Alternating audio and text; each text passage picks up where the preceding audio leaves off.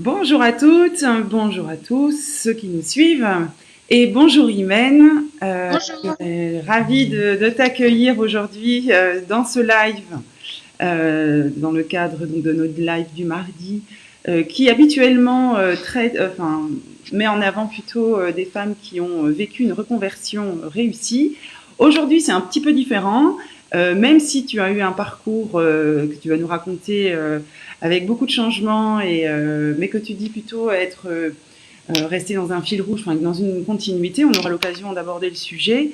Aujourd'hui, nous t'accueillons parce que Professionnel, l'association professionnelle, aujourd'hui, a décidé d'être partenaire d'un mouvement que tu as lancé qui s'appelle Elle compte. Donc, ça va être l'objet de ce moment aujourd'hui de partage sur les réseaux, pouvoir présenter un petit peu quel est ce mouvement et tout ce que cela englobe et pourquoi d'ailleurs Professionnel a souhaité s'associer à cette démarche. Voilà.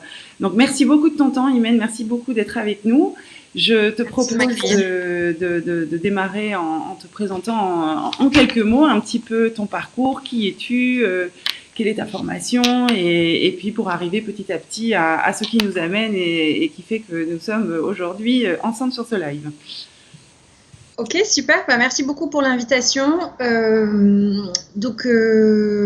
En quelques mots sur mon parcours, donc j'ai bientôt 43 ans.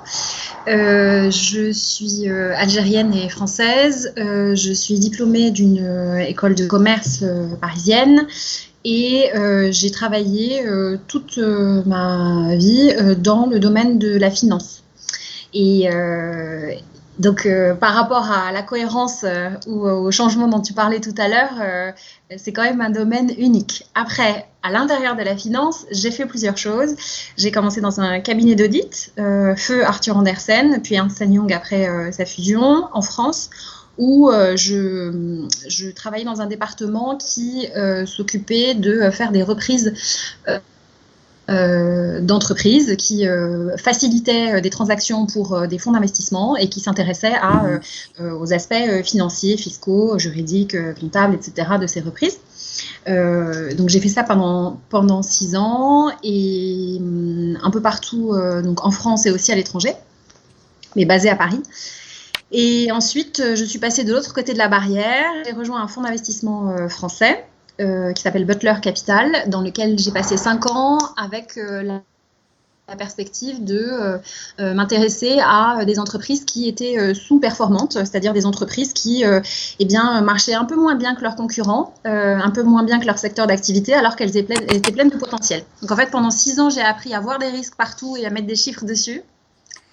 Et pendant 5 ans, forte de cette expérience-là, j'ai appris compte tenu des risques qu'on avait pu évaluer, à savoir si on pouvait les prendre ou pas et à dessiner des opportunités compte tenu de ces environnements de risque. Donc j'ai fait ça, là encore, basé à Paris, mais avec beaucoup de projets qui étaient soit nationaux, parce qu'il y a quand même beaucoup de PME et de TI qui sont basés bien sûr en région, et donc avec souvent des entreprises familiales qui étaient parfois sujettes à des difficultés, notamment de gouvernance. Donc c'est un sujet qui nous réunit, Valentine, et qui peut du coup avoir de vraies conséquences ensuite en termes de difficultés opérationnelles ou stratégiques lorsqu'on a une gouvernance qui ne marche pas très bien sur plusieurs années, 100 ans.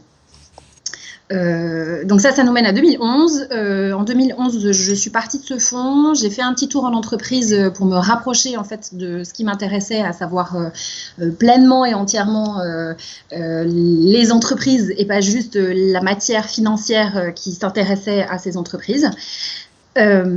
Et par le hasard de la vie, je me suis retrouvée à m'intéresser plus spécifiquement à ce domaine dont je ne connaissais pas l'existence, qui était l'impact investing, à savoir l'investissement dans des entreprises qui, de par leur activité, développent un impact social ou environnemental positif. Donc, ce n'est pas une entreprise qui a une fondation à côté, hein, c'est bien le moteur lui-même de l'entreprise qui résout un problème social ou environnemental urgent et pressant.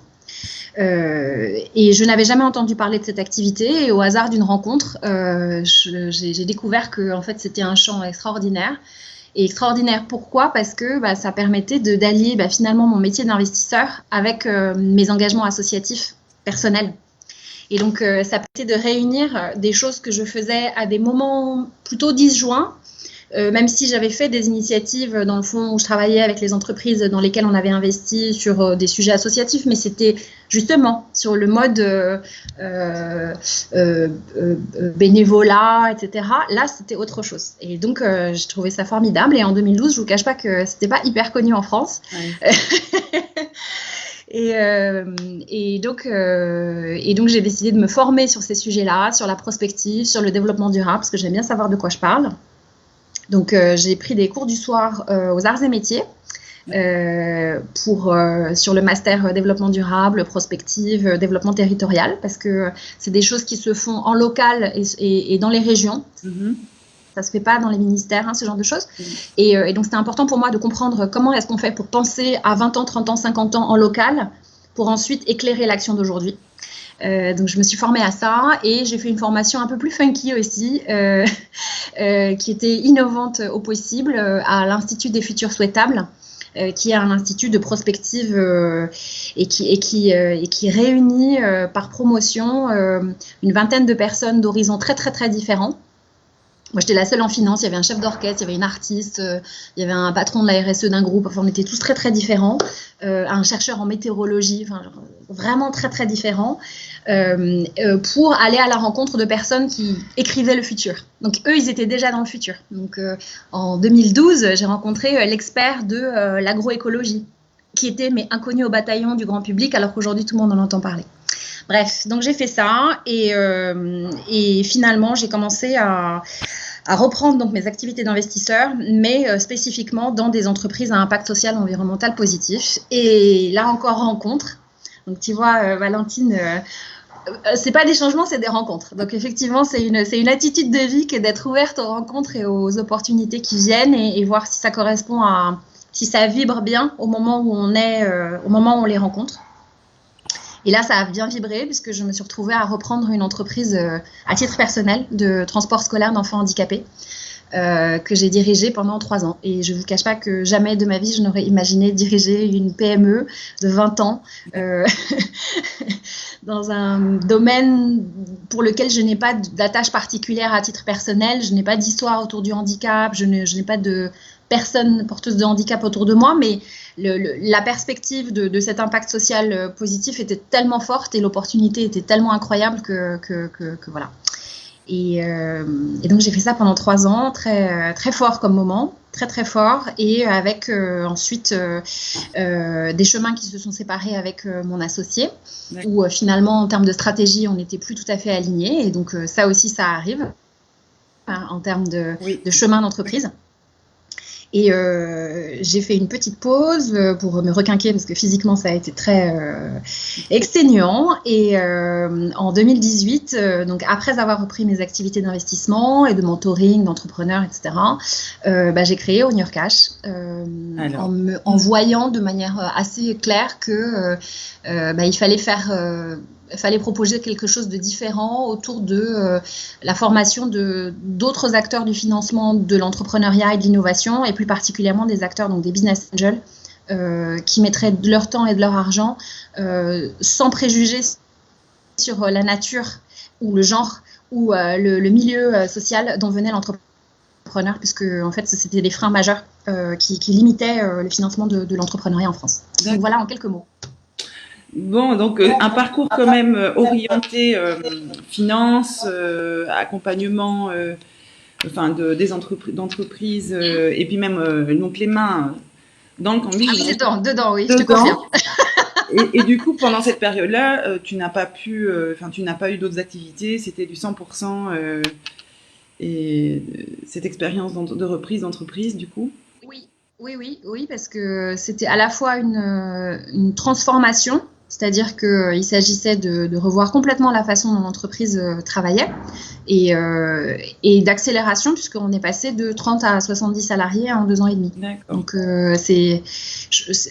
transformer et croître en même temps, ça demande beaucoup de travail, mais le besoin était tel en termes de qualité du service accordé pour les enfants porteurs de handicap et également pour les collaborateurs et les collaboratrices, que dès lors que vous faisiez les choses dans le bon sens, en fait, ça se passait bien. Mais oui, c'était beaucoup de travail. Et finalement, d'ailleurs, entre parenthèses, l'un des freins majeurs à la croissance que j'ai pu rencontrer, c'était le recrutement. Ah oui. C'était le recrutement. C'était particulièrement difficile de trouver des personnes qui étaient à la fois intéressées par le projet social de l'entreprise et également qui avaient la volonté de s'adapter avec agilité au fait que, eh bien, comme c'était une entreprise en transformation, ce qu'on faisait pendant 6 mois en termes de méthodologie allait devoir évoluer d'une certaine manière parce que l'entreprise se transformait. Cet état d'esprit-là, finalement, était pas évident à trouver et donc les personnes qui sont restées en fait ont eu de super opportunités de formation pour grandir et se déployer. En revanche, pas évident de recruter, oui. Pas évident. Donc tout ça t'amène cette expérience et terrain et dans l'accompagnement t'amène à fonder On Your Cash, donc qui est une voilà, donc tu me disais une plateforme qui permet en fait, alors en particulier destinée aux femmes ou pas forcément? Alors, la mission de On Your Cash, c'est effectivement de stimuler l'indépendance économique des femmes, clairement. Ouais. Clairement. Donc, qu'est-ce que ça veut dire et pourquoi? Parce que j'ai des engagements autour de la place des femmes dans l'économie depuis que j'ai, 22 ans, 23 ans, dans des associations. Et on peut se raconter ce qu'on veut. En fait, on a effectivement une vraie égalité en droit en France et on a beaucoup de chance pour ça. Parce que je vous disais, je suis algérienne, en Algérie, c'est pas la même histoire. Et dans plein de pays dans le monde, c'est pas la même histoire. Donc, je suis très lucide et consciente de la chance qu'on a en France d'avoir une pleine égalité en droit. En revanche, si on n'a pas les moyens économiques de pouvoir exercer cette égalité en droit, eh bien, cette chose-là reste au niveau de l'illusion, reste au niveau du wishful thinking. Et ça, c'est un problème. Donc, le fait de se dire, oui, mais en fait, elles n'ont qu'à exercer leurs droits, oui, d'accord, mais elles ne peuvent pas toujours. Et l'ascendant économique, le manque de maîtrise des sujets autour de son argent, et simplement avoir la liberté de prendre son portefeuille dans sa main parce que c'est son portefeuille à soi, de prendre ses gosses et partir parce que la situation ne va pas, ou prendre son portefeuille et dire à son patron, écoute, finalement la situation ne me convient pas, je pars, et ne pas être terrorisé de ce qui pourrait arriver à sa famille parce qu'on a les moyens de sa liberté de choix, ça c'est un sujet qui n'est pas du tout anodin et qui est bien en amont bien sûr de tout ce qu'on déplore sur la question de la protection des victimes pour les femmes, qui est bien en amont et qui revient à dire sans atteindre ce stade-là, qu'est-ce qu'on peut faire en amont? Et en amont, c'est la prise de conscience du fait qu'on doit avoir et on doit se donner les moyens et les chercher d'avoir une liberté de choix. Et la liberté de choix, malheureusement, on peut le déplorer, mais dans le système capitaliste dans lequel on est, c'est comme ça, elle passe par l'argent. Voilà. Donc, entre guillemets, c'est pas plus compliqué et c'est aussi compliqué que ça. Et c'est aussi compliqué que ça. Alors, c'est effectivement une conviction qu'on a aussi, qu'on partage très fortement ici dans l'équipe professionnelle et qui a d'ailleurs été à l'origine aussi de notre action, c'est de se dire que les femmes, la garantie de leur liberté d'action et de décision, c'est de pouvoir effectivement avoir une indépendance financière. C'est vraiment un sujet qui nous tient à cœur. Et donc, ça nous mène je pense par ce biais-là que nos chemins se sont Exactement. Et donc, ça, c'est pour la mission d'On Your Cash. Et en fait, quand on déroule la pelote, c'est assez clair. C'est que comment est-ce qu'on peut récupérer cette liberté de choix? Comment est-ce qu'on peut l'acquérir? C'est en ouvrant une conversation un peu différente autour de l'argent et de tout ce que ça gère, tout ce que ça génère, c'est informer et donner des outils pour comprendre, non pas pour devenir un expert en finance, que ce n'est pas le sujet et qu'on n'a pas besoin de l'être. En revanche, c'est d'avoir les quelques questions qui vous permettront d'écouter de manière éclairée les réponses que vous poserez aux personnes qui sont payées pour être vos conseils. Okay? Votre banquier, vous êtes le client, vous êtes la cliente. Et en fait, ce n'est pas votre médecin, ce n'est pas votre avocat, vous êtes sa cliente. Et donc, un banquier, ça se change, ça se met en concurrence. Un conseiller en gestion de patrimoine, pareil. On n'a pas besoin d'être millionnaire pour avoir un conseiller en gestion de patrimoine. Donc, toutes ces choses-là, tous ces gens-là, on peut leur poser des questions et voir la nature des réponses. Et c'est difficile d'apprécier une réponse et la pertinence d'une réponse pour soi, par rapport à ses choix à soi, si on ne comprend pas exactement la réponse et qu'est-ce que ça veut dire derrière. Ouais. Si vous dites non, mais vous en faites pas, ma petite dame, c'est sans risque, 100% garantie, vous pouvez en disposer quand vous voulez et avec 10% de rendement, là, mais fuyez. Et pourquoi fuyez? Parce que, et c'est les choses qu'on apprend via la plateforme On Your Cash, c'est parce que en fait, le rendement, ce fameux taux que l'argent nous rapporte, les fruits que ramène cet argent, ils viennent rémunérer le risque. Donc, s'il y a du taux de rendement, c'est qu'il y a du risque. Donc déjà, ne serait-ce que comprendre ça, c'est énorme. C'est énorme. Et vous voyez bien que ce n'est pas pour jeter la pierre à qui que ce soit. Il y a des municipalités, au moment de la crise de 2008, souvenez-vous, qui se sont prononcées en semi-faillite parce qu'elles avaient pris des emprunts dont on leur disait qu'ils étaient sans risque, garantis, pas chers et avec des niveaux de taux très très faibles. Ok, mais en fait, la contrepartie, c'est que ces taux étaient variables et qu'en environnement instable, ils ont explosé. Voilà. Donc, comme quoi, si on n'est pas un tout petit peu éclairé sur quelques points critiques, sans être expert, mais juste pour pouvoir faire ses choix, avoir des bons réflexes, on peut se faire balader et en plus de bonne foi, en pensant avoir pris un expert. Et l'agenda de l'expert, et c'est pour ça que je me permets de le signaler, et il n'y a aucun problème avec qui que ce soit, mais l'agenda et les priorités de la personne en face de vous ne sont pas les vôtres. Tout à fait. Voilà. Donc, sa priorité à lui ou à elle, c'est peut-être de vous vendre tel produit financier parce qu'il est commissionné dessus, il a une commission dessus pour avoir sa prime à la fin du mois. Et c'est normal et c'est le jeu, c'est pas de problème. En revanche, votre priorité à vous, c'est pas forcément celle-là. Et donc, avoir les outils pour pouvoir comprendre, ça c'est une première chose. Et la deuxième, c'est que, évidemment, il y a plein de femmes qui veulent porter des projets entrepreneuriaux, qui veulent se lancer. L'immense majorité d'entre elles se lancent avec son argent à elles, à près de 80%, 78% sur les derniers chiffres que j'avais vu passer par BNP. Bon, et le truc, c'est que en fait, leur argent, c'est souvent l'argent de leur famille. Les femmes, malheureusement, ne considèrent pas que la totalité de leur argent soit pour elles, mais la totalité de leur argent va en priorité à leur famille. Oui. Et que donc, allouer une partie de cet argent à son projet entrepreneurial, c'est un peu sacrifier sa famille, c'est prendre des risques par rapport à sa famille, c'est avoir peur de mettre en danger sa famille. Et donc, les moyens qu'on alloue, alors même qu'on n'est pas forcément très bonne en gestion en France sur ce sujet, sont très faibles. Donc, elles commencent avec des petits moyens et donc elles font des petites boîtes avec peu d'investissement et avec une petite ambition. Pas parce qu'elles n'en ont pas de l'ambition, mais parce qu'elles n'en ont pas les moyens. Donc, c'est pas... Et donc, vous voyez la spirale complètement terrible. Donc, elles n'osent pas aller chercher, elles n'ont pas le réflexe d'aller chercher les moyens. Parce que les moyens peuvent être là. Et lorsqu'elles vont en chercher, donc ça c'est la deuxième partie de l'histoire, voilà. On leur dit, donc si elles vont en chercher auprès des banquiers, on leur dit quelles sont vos garanties. Ah oui, mais non, moi je ne veux pas mettre ma famille en danger. Bon, vous n'avez pas de garantie. Bon. Ah oui, mais vous n'avez pas d'expérience en la matière, donc il faut que vous vous associez avec quelqu'un qui en a. Ah oui, mais non, moi je veux rester indépendante. Ah bon.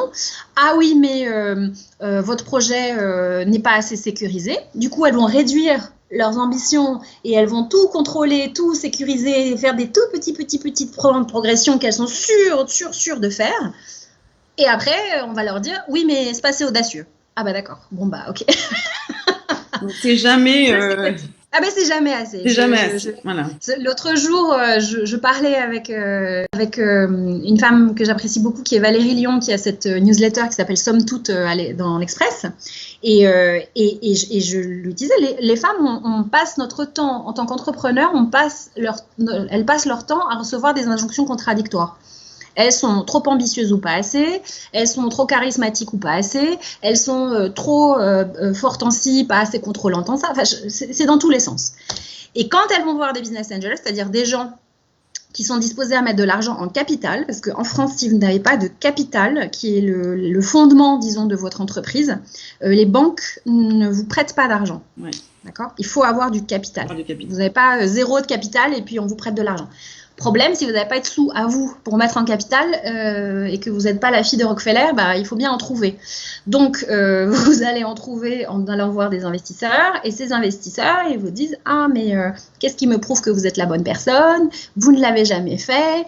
Est-ce que vous pourriez me garantir que le marché dans 5 ans va être ci et ça. » Et ça, malheureusement, c'est un regard négatif qui est porté sur les porteuses de projets au féminin, qui a été largement démontré malheureusement par la littérature académique, hein, par des chercheurs, qui montrent que le regard qui est posé sur les femmes entrepreneurs est tout à fait dégradé. Et en fait, ça correspond à mon expérience en termes de mentorat, puisque j'ai accompagné des dizaines et des dizaines et des dizaines de femmes au cours des années.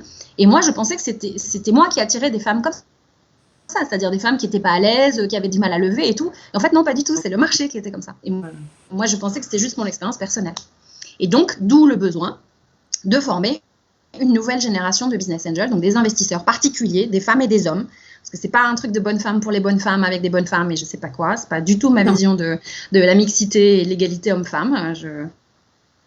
On y a tous objectivement intérêt, pour des questions éthiques, pour des questions économiques évidemment, et aussi pour des questions sociales. Oui. Un homme avec des convictions sociales fortes peut être tout à fait intéressé et convaincu par un projet porté par une femme qui résout un problème social. Enfin, si c'est le problème social qui l'intéresse. Et après, tout le propos de la plateforme, c'est de former leur regard pour apprendre à investir dans des projets qui aujourd'hui sont sous-estimés, et des porteurs de projets qui sont sous-estimés, en l'occurrence des femmes ou des gens qui ont des profils académiques, pas d'école comme celle dont je viens, ou d'école d'ingénieurs, ou qui ont du réseau social familial très élevé, ou pour qui finalement ils partent peut-être pas avec du capital financier fort, mais en revanche, ils et elles partent avec du capital social, c'est-à-dire du réseau, des connexions, une facilité à s'exprimer et à porter leur projet et à obtenir du soutien qui est bien plus élevé que l'immense majorité des gens en France.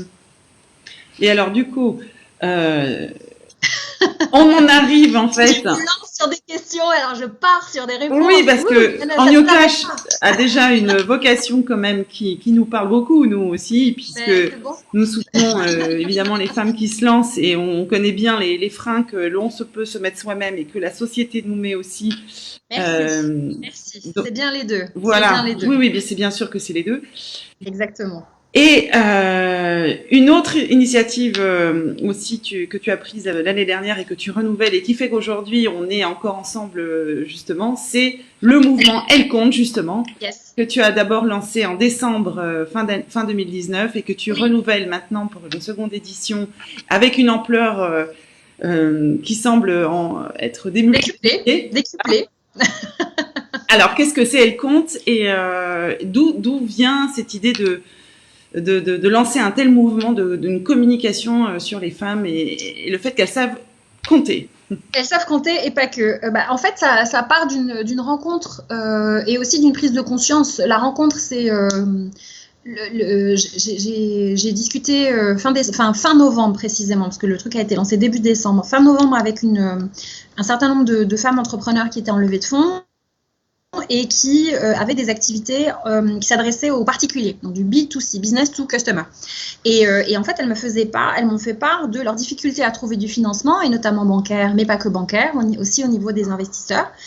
Et or, elles avaient des retours extraordinaires de la part de clients qui leur disaient « Mais quand est-ce que vous nous livrez ?» Et elles disaient « Oui, mais moi, j'ai pas d'argent pour pouvoir produire ce que je suis censée vous livrer. » Donc, il y avait une énorme frustration et une aberration en termes d'adéquation entre le besoin de cet entrepreneur qui avait besoin de croître et donc du financement pour croître. C'était pas pour planter des jonquilles, hein, c'était pour croître.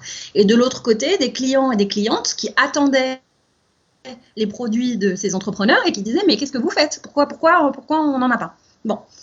Donc, et puis quand vous en rencontrez 1, 2, 3, 10, 20, vous dites quand même c'est bizarre. Et donc, effectivement, le financement de ce type d'activité en France est plutôt défavorisé.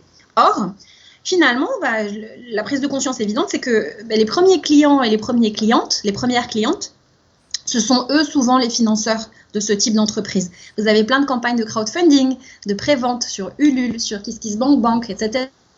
Plein d'entreprises qui fleurissent et que peut-être vous avez les unes et les autres participé à des campagnes comme celle-ci, de personnes qui disent « Ah, moi j'ai besoin de temps pour pouvoir lancer la production de XYZ. » Ça, c'est du financement. Et donc finalement, on se rend compte que ce sont les clientes qui sont les premières financeurs de ce type d'entreprise, des entreprises qui s'adressent au B2C.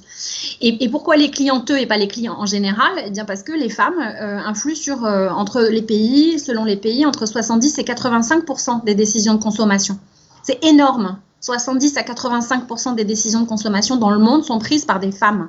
Donc, des premiers axes de ce mouvement, c'est de bien mettre en évidence, de bien faire prendre conscience de ce pouvoir qu'ont les femmes. De la consommation des femmes, exactement. Et que, en fait, les femmes, parce qu'elles sont clientes, eh bien, sont les premières financeuses de tout un tas d'entreprises, et ce sont leurs achats qui garantissent la pérennité de ces entreprises. Celles-ci plutôt que celles-ci, par leurs achats. Et donc, suite à cette soirée, à ces discussions fin novembre, je me suis dit, mais c'est aberrant, on ne peut pas laisser mourir une boîte comme celle-ci, elle est super, qu'est-ce qu'on peut faire? Et qu'est-ce qu'on peut faire? Le mois de décembre est un mois de très forte consommation, évidemment, avant Noël. La consommation, c'est un truc qui n'est pas vu hyper positivement en France. C'est les consommatrices, elles sont écervelées, elles sont futiles, elles sont soumises au marketing, à la publicité, elles se font engueuler par leurs banquiers. Oh là là, les pauvres petites, c'est terrible. Elles sont vraiment pas très responsables, les consommatrices. D'ailleurs, vous noterez qu'on dit consommateur et pas consommatrice lorsqu'il s'agit de consommation responsable. Je le signale. Bref, parenthèse refermée. Mais donc les consommatrices, c'est les ménagères de moins de 50 ans, quoi, qui sont visiblement tout à fait caricaturales et avec une image plutôt défavorable. Or, encore une fois, en économie de marché, vous avez deux moteurs essentiels de l'économie, c'est la consommation et l'investissement / production. Ouais. Donc la consommation, elles sont un moteur fondamental de l'économie, et donc, a fortiori au mois de décembre. Donc la campagne en décembre, ça a été une campagne de communication pour mettre en lumière des entrepreneurs qui s'adressaient spécifiquement aux particuliers, pour les mettre en lumière, pour dire, mesdames, vous êtes en train de faire tout un tas de cadeaux pour Noël, regardez. Celle-ci fait des jouets super sympas, écologiques, respect, Celle-ci fait de la lingerie qui fait ça. Celle-ci propose toute une sélection de soins, de médecine bien-être, de médecine douce, avec une plateforme qui vous permet de les choisir en confiance. Celle-ci. Donc elles sont toutes en plus innovantes. Donc là aussi, la vision de l'entrepreneur qui serait juste une femme dans un petit coin, entrepreneur individuel, et qui gagnerait entre 500 et 1000 euros par mois, et qui serait juste un ajout tout à fait ponctuel au budget de sa famille, et qui finalement n'aurait pas beaucoup d'ambition, c'est aussi une façon d'aller contre l'image de ce type d'entrepreneuriat-là, en disant, non, regardez, il y a plein de femmes entrepreneurs qui font plein de choses différentes. Et la troisième chose, c'est que leur voix compte. Donc elles savent compter, les femmes, merci, elles comptent toute la journée. Elles comptent leur business, elles comptent leurs achats comptent dans le business. Et 3, leur voix compte. Leur, au pluriel, voix, dans toute leur variété. Ouais. Ça, c'était en décembre. Super. Je vous cache pas qu'on a eu un petit souci là de consommation qui s'est juste arrêtée. Oui, en décembre. Ouais. L'économie s'est écroulée. La consommation s'est arrêtée. Alors donc, là, bien sûr, tu fais 50 milliards. Ouais. 50 milliards par mois. Pam. Plus rien. Ok. Donc, c'est un peu brutal. Donc, pour qui pouvait douter de la puissance de la consommation dans nos économies, je pense que ça a été une démonstration en direct et en grandeur nature. Bon. Malheureusement, là aussi, un certain nombre d'entrepreneurs avec qui je parle régulièrement me faisaient part de leurs difficultés, mais leurs difficultés là de survie, simplement, de survie de leur entreprise. Et je me suis dit, mais il faut absolument faire quelque chose, et le faire quelque chose, c'est aller sur un second niveau de Elle-Compte, avec cette même dynamique de mise en avant, de vitrine commerciale de leurs activités, mais avec la perspective d'inviter plus de femmes, désormais, et d'hommes aussi, à passer de ce rôle de consommatrice à celui d'investisseur. Parce que, certes, leurs achats comptent, et donc on met en avant tout un tas d'entreprises très très très différentes qui ont été trouvées via des réseaux partenaires, qui sont des réseaux d'entrepreneurs, et qui ont donc diffusé l'information à leurs femmes entrepreneurs à impact ou bien entrepreneurs innovantes, mais tout un tas parmi ces entreprises sont en levée de fonds, et au-delà du fait d'être en levée de fonds, on peut déplorer là encore le fait que les investisseurs actuels peut-être ne les considèrent pas à la hauteur de ce qu'ils pourraient, mais plutôt que de le déplorer, de mettre des likes et des posts sur Instagram et je sais pas quoi, on pourrait se dire ok, je passe à l'action. Et donc je passe à l'action, c'est quoi ? Comment est-ce que je fais pour montrer cash qu'elles comptent, ces femmes, ces entrepreneurs? C'est effectivement, je vais sur le site, je regarde, peut-être que je suis directrice RH en sources humaines ou chargée de recrutement ou chargée de marketing dans une entreprise. Ok, j'ai pas besoin d'être un grand décideur, c'est pas le sujet. On a toutes du pouvoir et je pense que le jour où les femmes comprendront qu'elles ont chacune du pouvoir, il y a beaucoup de choses qui vont changer dans le monde. Hein. Ouais. Donc, je suis peut-être chargée de marketing dans une entreprise. Je ne sais pas où, à Nantes, supposons, très bien. Je vais sur le site, je regarde les entreprises les unes derrière les autres. Elles sont classées, vous avez la possibilité de faire des filtres comme dans une base achat en fonction des secteurs d'activité, des thématiques, B2B, B2C, très bien.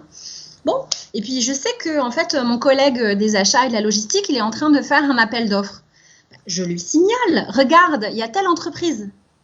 Je lui signale. Je ne suis pas en train de faire du piston, je donne l'information. Parce qu'en fait, cette entreprise-là, elle n'aurait jamais eu l'information que votre entreprise à Nantes, PME nantaise, elle est en train de faire un appel d'offres pour revoir ses solutions de qualité de vie au travail. Jamais elle aurait eu l'information. Okay ? Et peut-être que votre directeur achat, il a envie de diversifier les solutions. Donc ça, c'est du pouvoir, c'est passer l'information.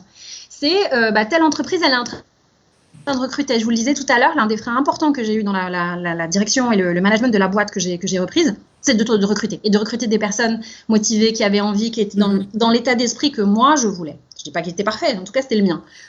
C'est hyper dur de recruter quand on est une jeune entreprise.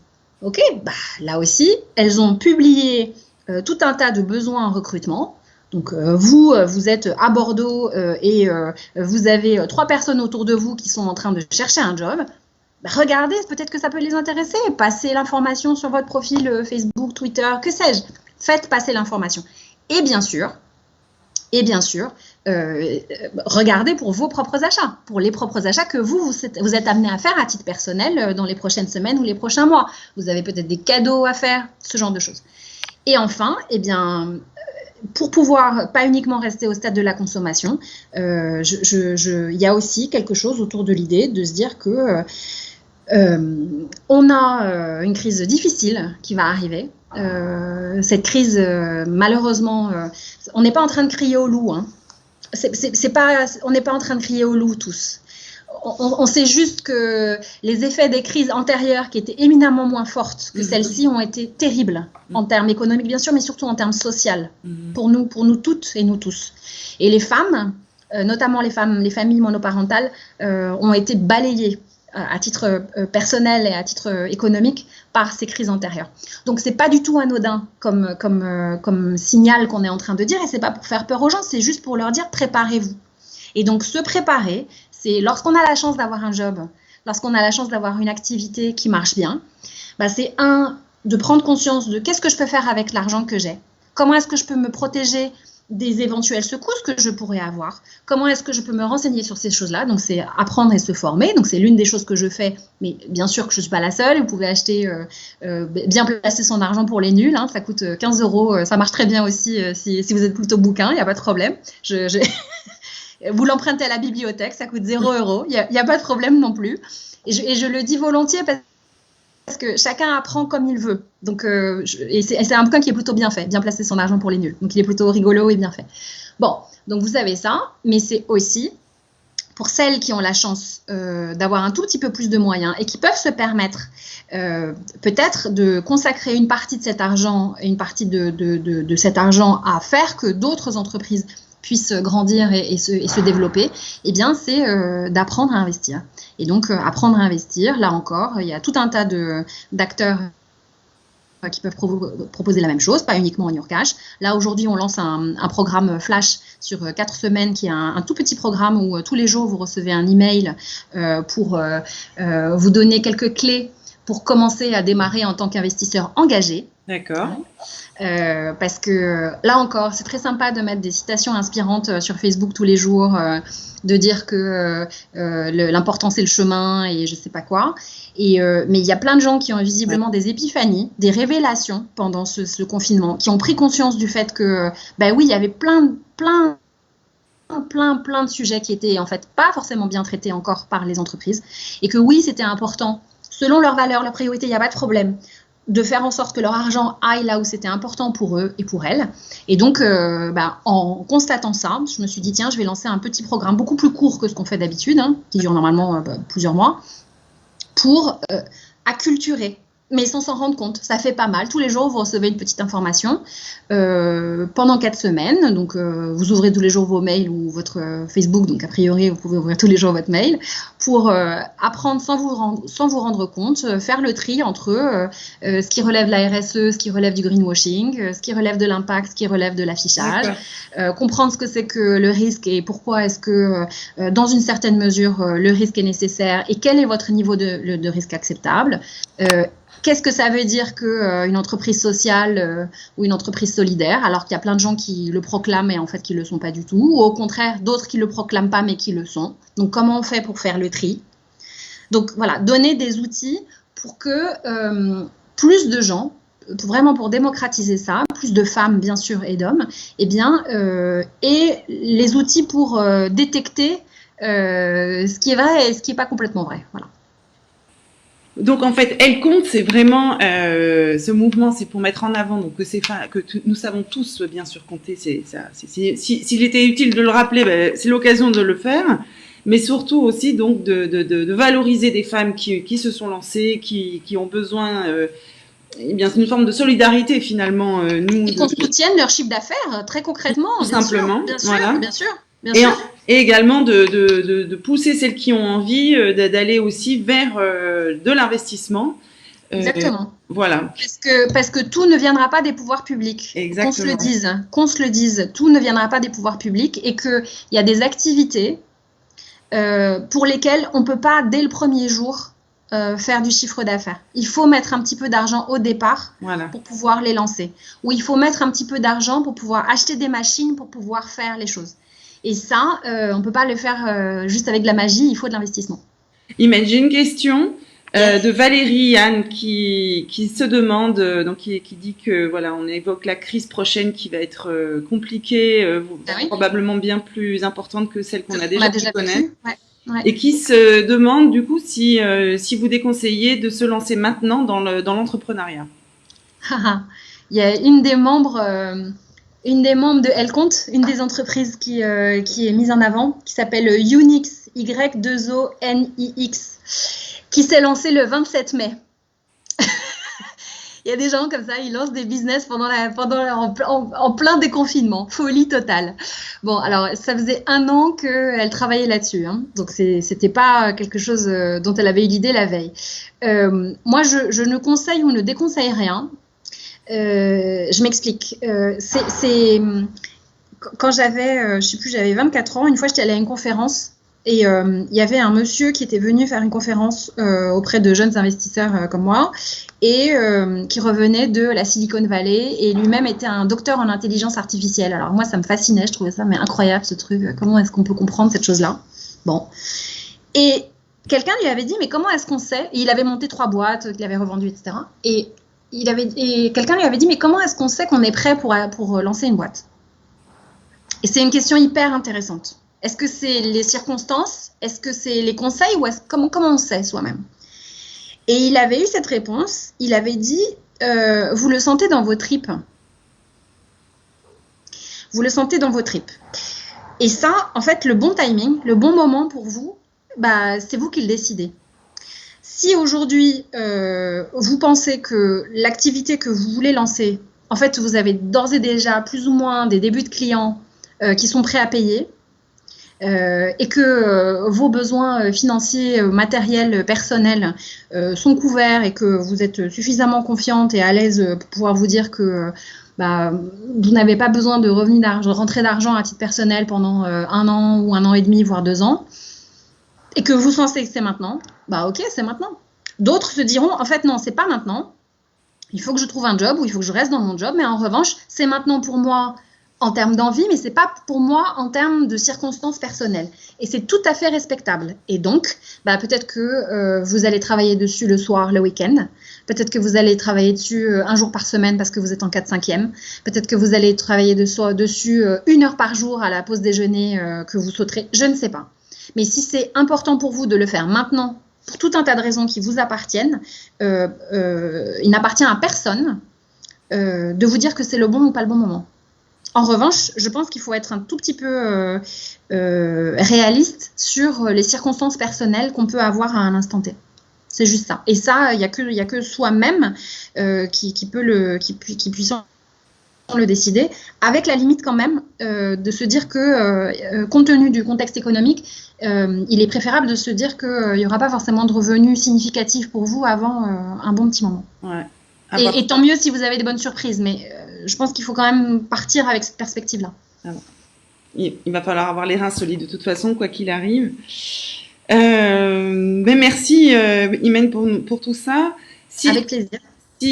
Voilà, pour aller plus loin dans nos réflexions, déjà d'une part, on vous invite évidemment à aller sur le site, sur la plateforme Elle Compte, hashtag Elle Compte au pluriel, donc E-2-L-E-S compte, C-O-M-P-T-E-N-T, hashtag Elle Compte, donc pour aller déjà regarder les profils des entrepreneuses qui vont exprimer au-delà de leur activité, de ce qu'elles proposent, leurs services, leurs produits qu'elles proposent, elles mettent en avant également des besoins. Ouais, tout à fait. Donc des besoins de recrutement par exemple, ou même de recherche de partenaires, de fonds. Exactement. Donc c'est déjà ou d'information. Il y en a une qui cherche des contacts avec un distributeur et visible chez Harrods. Alors si vous connaissez quelqu'un chez Harrods, allez-y. D'accord. Donc c'est intéressant. Et il y a combien d'entrepreneurs alors sur cette plateforme ? Alors pour l'instant, il y en a 25, sachant que les réseaux partenaires, les réseaux d'entrepreneurs partenaires ont diffusé l'information à leurs réseaux respectifs. Et donc, elles sont en train de s'inscrire progressivement. Donc, la plateforme est en train de s'enrichir au fur et à mesure. Et si parmi celles qui nous écoutent, il y a des entrepreneurs qui sont intrigués par cette plateforme et par le mouvement, oui. Quels sont les critères éventuels pour rejoindre le mouvement ?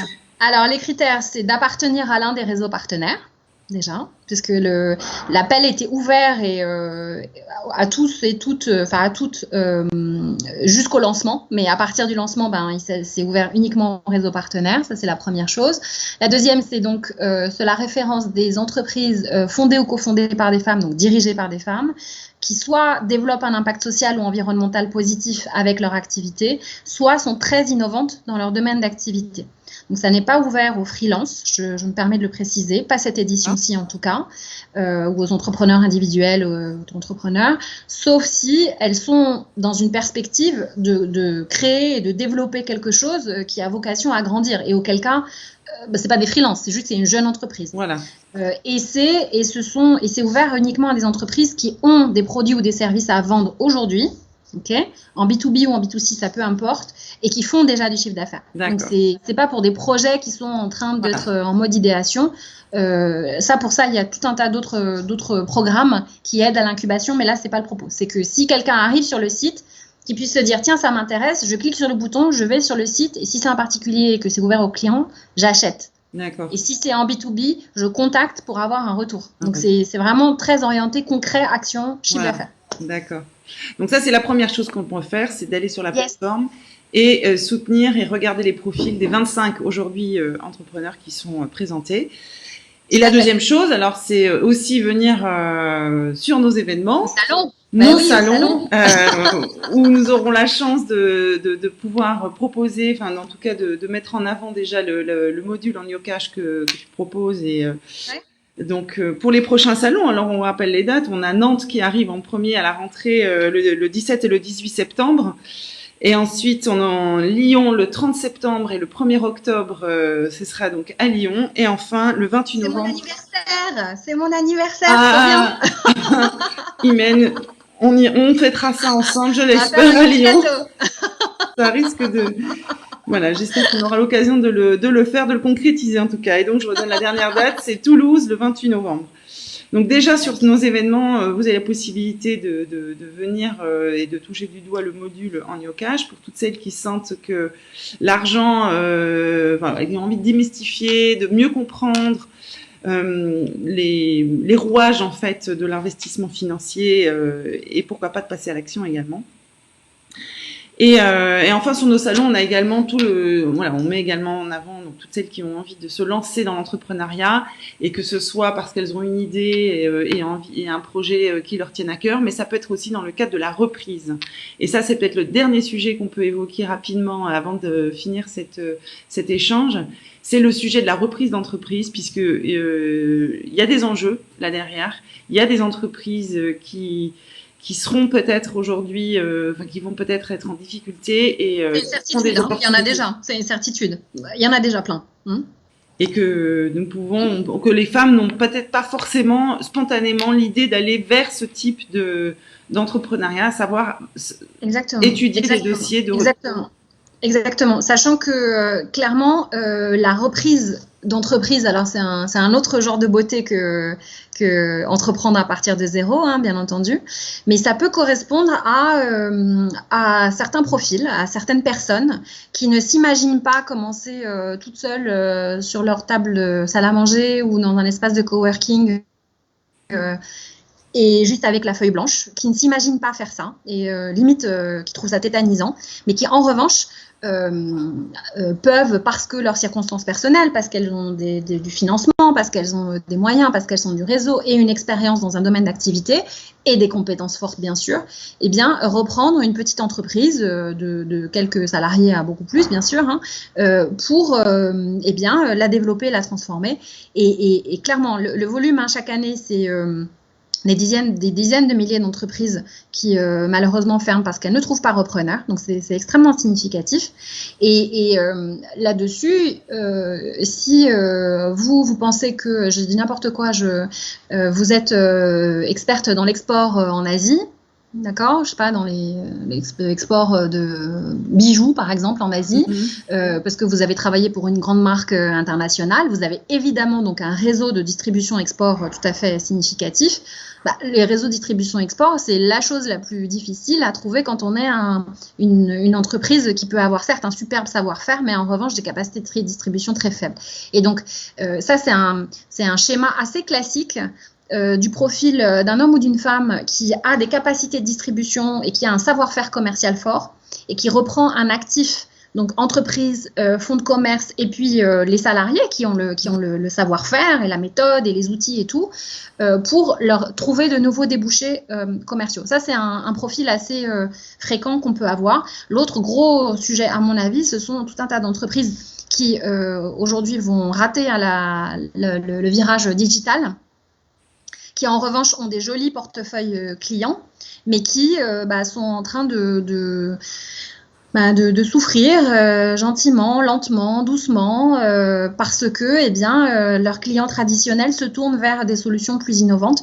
Et là-dessus, quelqu'un qui viendrait de ce domaine, du digital ou du numérique, eh bien, peut venir, pour le coup, plus pour un projet de transformation, réinjecter du numérique et de l'innovation dans des métiers qui peuvent être plus traditionnels. Donc ça aussi, c'est un deuxième grand champ assez classique et qui va être, je pense, intéressant à observer. Voilà. Et à explorer plus qu'observer. Explorer, pour de vrai. Voilà. C'est sûr. Ok, merci beaucoup Imen pour tous ces sujets qui sont vraiment absolument passionnants et qui mériteraient encore des heures d'échange parce que... On peut gaspiller longtemps, c'est sûr. C'est sûr. En tout cas, si on devait retenir une chose, c'est que nous, les femmes, on a ce pouvoir parfois méconnu et parfois pas suffisamment visible de faire bouger les choses, que ce soit par notre... Y compris de nous-mêmes, y compris de nous-mêmes méconnus, tout à fait. Tout à fait. Et donc, on a le pouvoir de faire changer les choses à notre échelle chacune, que ce soit par nos actes de consommation ou par le réseau, l'entraide. Que l'on pourrait avoir donc rien que par communiquer autour de nous, autour des personnes qui sont décideurs autour de nous, et puis enfin pour celles qui le peuvent et qui le souhaitent aussi en allant investir dans des projets Ouais. qui ont un impact. Et il faut savoir, comme tu le disais souvent, que il faut pas être milliardaire pour commencer à investir. Pas du On tout, a ce sachant pouvoir. que Voilà. dernier point important, en fait, on est tous et toutes investisseurs, déjà sans le savoir. Quand on a de l'épargne salariale, D'accord. Ouais. quand on a de l'assurance vie, on est tous et toutes investisseurs. Sauf que c'est géré par quelqu'un d'autre et que il est probable que vous n'ayez aucune idée de là où est en train d'aller votre argent. Exactement. Et que donc avoir un regard éclairé sur mais attends, mais où est-ce qu'il va en fait et qu'est-ce qu'il en fait et ça finance qui, ça fait quoi? En fait, on l'est tous et toutes. Donc vous voyez la question de la méconnaissance de ce qu'on fait de notre argent, elle est énorme. Et donc rien que reprendre ce pouvoir, reprendre conscience, ça ferait bouger les lignes de manière très significative. Exactement. Reprendre conscience du pouvoir que l'on a. Si on devait avoir un message. Bon, merci beaucoup, Imen. C'était un vrai plaisir de partager. Bravo pour cette campagne, en tout cas, qui continue de vivre sur les réseaux et qu'on soutient, bien sûr. Yes. Et moi, à titre personnel également aussi, puisque je suis plus. Et voilà, donc j'espère qu'on aura bientôt l'occasion de se croiser sur nos événements. Et voilà, je te souhaite un été le plus fructueux possible, reposant aussi. Et voilà, il va être stimulant l'été, stimulant. Voilà. Prêt pour affronter. Merci beaucoup pour cette invitation. Avec plaisir, Imen. À très bientôt. Merci beaucoup. Merci. Au revoir.